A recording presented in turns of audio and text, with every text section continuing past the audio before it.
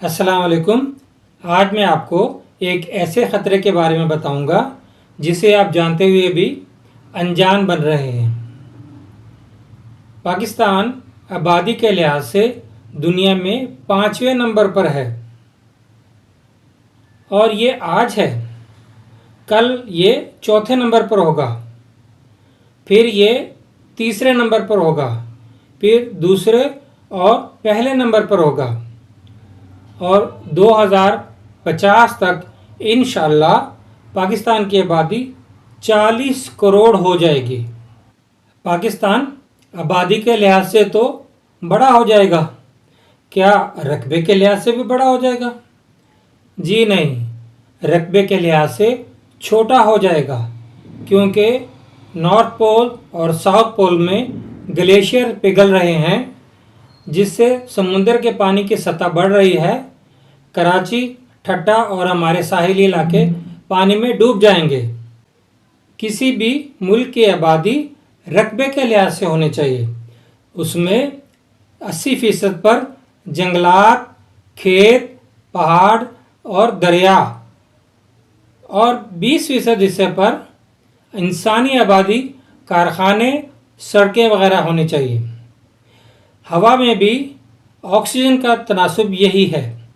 80% nitrogen है, सिर्फ 20% oxygen है। दुनिया के बेशतर ममालिक ने आबादी पे कंट्रोल करके तरक्की की है।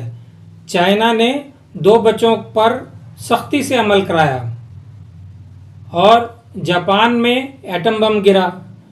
यूरोप में वर्ल्ड वार 1, वर्ल्ड वार 2 में बहुत तबाही हुई, बहुत लोग हलाक हुए। आज आबादी के कंट्रोल की वजह से ही यूरोप, चाइना, जापान आगे निकल गए और हम लोग आबादी पे कंट्रोल ना करके पीछे चले गए। नाइजीरिया ऑयल प्रोड्यूसिंग कंट्री है, लेकिन वहाँ हर शख्स ने 2-2, 3-3 शादियाँ कर रखी हैं, 13-13 बच्चे हैं और सब चोर डाकू। पाकिस्तान में भी बस बच्चे पैदा किए जा रहे हैं, उनको बाद में यूरोप भेजने के लिए डंकी लगवाए जा रहे हैं, समुद्र में डुबोए जा रहे हैं, पाकिस्तान को बदनाम किए जा रहे हैं। आबादी कम तो गुर्बत कम, आबादी ज़्यादा तो गुर्बत ज़्यादा। हर इंसान एक मसला होता है। वो वसाइल इस्तेमाल करता है, ऑक्सीजन इस्तेमाल करता है, अनाज खाता है, पानी पीता है और दूसरे सड़कें इस्तेमाल करता है, ट्रैफिक में इजाफा करता है और बहुत ज़्यादा वसाइल की कमी हो जाएगी। आबादी बढ़ेगी, मसाइल बढ़ेंगे और वसाइल कम हो जाएंगे। आप जितने मर्जी डैम बना लो, जितनी मर्जी ज़राअत में तरक्की कर लो, कारखाने लगा लो और बहुत सी जो भी काम आपने करने कर लो, पैदावार बढ़ा लो, लेकिन आबादी बढ़ेगी तो ये सारी चीज़ें फिर कम हो जाएंगी, वसाइल फिर कम हो जाएंगे। आप अस्पतालों का हाल देखें, एक बेड पे 2-2, 3-3 मरीज़ पड़े होते हैं और बाकी बरामदों में पड़े होते हैं, कोई पूछने वाला नहीं। जितने मर्जी अस्पताल बना लो, जितने मर्जी डॉक्टर बना लो, आबादी का तनासब बढ़ता जाएगा तो ये तनासब कम होता जाएगा।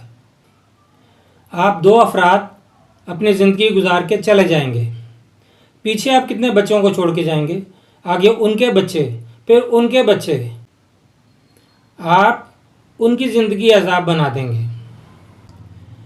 अल्लाह ताला रिज़्क़ देता है, अल्लाह ताला ने 2 हाथ दिए हैं तो अल्लाह ताला ने दिमाग भी दिया है। आप दिमाग इस्तेमाल नहीं कर रहे, दिमाग इस्तेमाल करें, वरना आपके तमाम बच्चे आपको बदवाएं देंगे। आबादी में इजाफे की ज़िम्मेदार ज़्यादातर ख़वातीन होती हैं। वो कहती हैं एक बेटा है, उसका एक भाई भी होना चाहिए, वो अकेला रह जाएगा। एक बेटी है, उसकी एक बहन भी होनी चाहिए, वो अकेली रह जाएगी।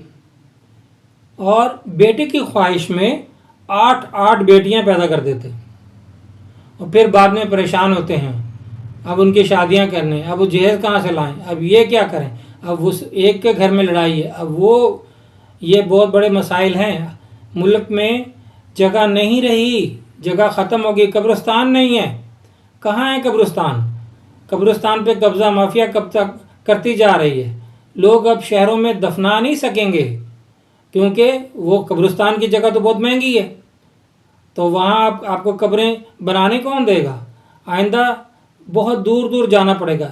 میں آپ کو بتاتا ہوں 1979 میں سنگاپور میں رہتا تھا. وہاں کے مسلمان وہاں مردہ نہیں دفنا سکتے تھے کیوں؟ چھوٹا سا تو سنگاپور ہے. تو وہ ملیشیا جاتے تھے اپنے مردے دفن کرنے کے لیے, سنگاپور کے ساتھ ہی.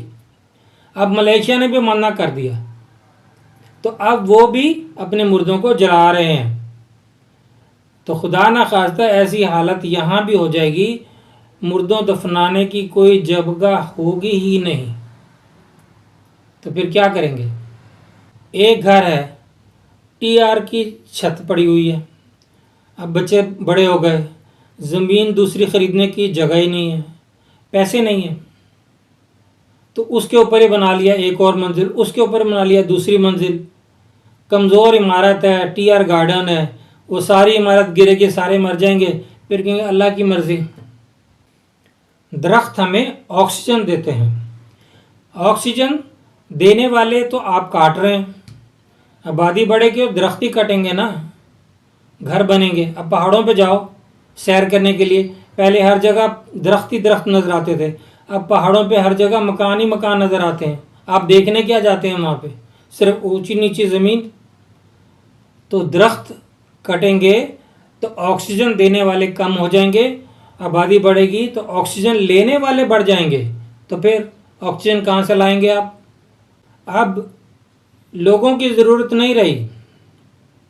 اب اے آئی کا دور ہے, روبوٹس کا دور ہے, مشینوں کا دور ہے.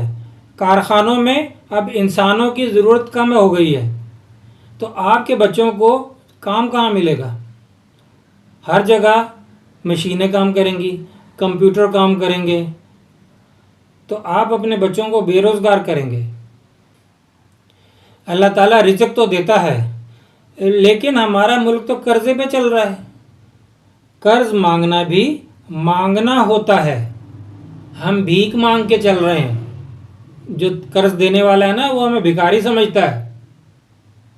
پہلے آپ جی ٹی روڈ پہ سفر کرتے تھے تو جی ٹی روڈ کے دونوں اطراف کھیت ہی کھیت ہوتے تھے. اب کریں, کھیت کہاں گئے؟ لاہور سے پشاور تک آپ سفر کریں, کہیں خالی جگہ ہی نہیں ہے. ہر جگہ مکان ہی مکان, ہر جگہ پلازے, ہر جگہ یہ, ہر جگہ وہ. تو پھر آگے کیا ہوگا؟ کئی لوگ کہتے ہیں ہم اپنے بچوں کو کھلا سکتے ہیں, آپ کو کیا؟ ہمیں یہ کہ آپ کے بچے آکسیجن استعمال کریں گے, آپ کے بچے اناج استعمال کریں گے, آپ کے بچے سڑکیں استعمال کریں گے تو ٹریفک میں اضافہ ہوگا, اناج مہنگا ہوگا, پراپرٹی خریدیں گے, پراپرٹی مہنگی ہوگی, وہ ایفیکٹ ہم پہ ہوگا. اس لیے ہمیں یہ ہے. ایک گھر ہے 4 مرلے کا, اس میں 4 بھائی رہتے ہیں. آج تو ان کا کسی نہ کسی طرح گزارا ہو رہا ہے. کل جب ان کے بچے بڑے ہو جائیں گے تو کیا ان کا اس گھر میں گزارا ہوگا؟ ان کو اور گھر خریدنا پڑے گا. تو آج چلو وہ کچھ نہ کچھ کر کے ایک گھر اور خرید لیں گے, لیکن یہ ملک بھی ہمارا گھر ہے. جب یہ بھر جائے گا تو کیا ہم کوئی اور ملک بھی خرید لیں گے؟ ہم 1 انچ بھی اور نہیں خرید سکتے, بلکہ کم ہو رہی ہے زمین. اپنے آپ کو عقل سے کام لو, اپنے دماغ کو استعمال کرو, ملک کا مستقبل خراب مت کرو. ہم تو چلے جائیں گے, بوڑھے لوگ ہیں, ہم مر جائیں گے. پیچھے کتنے چھوڑ کے جا رہے ہیں, ان کا حال بہت برا ہونے والا ہے. مجھے پتہ ہے آپ میری بات نہیں مانیں گے کیونکہ پاکستانی قوم ماننے والی قوم نہیں ہے. بہرحال میرا فرض تھا آپ کو بتانا, خطرے سے ہوشیار کرنا, آگاہ کرنا. اب آپ کی مرضی, مانیں یا نہ مانیں. اللہ حافظ.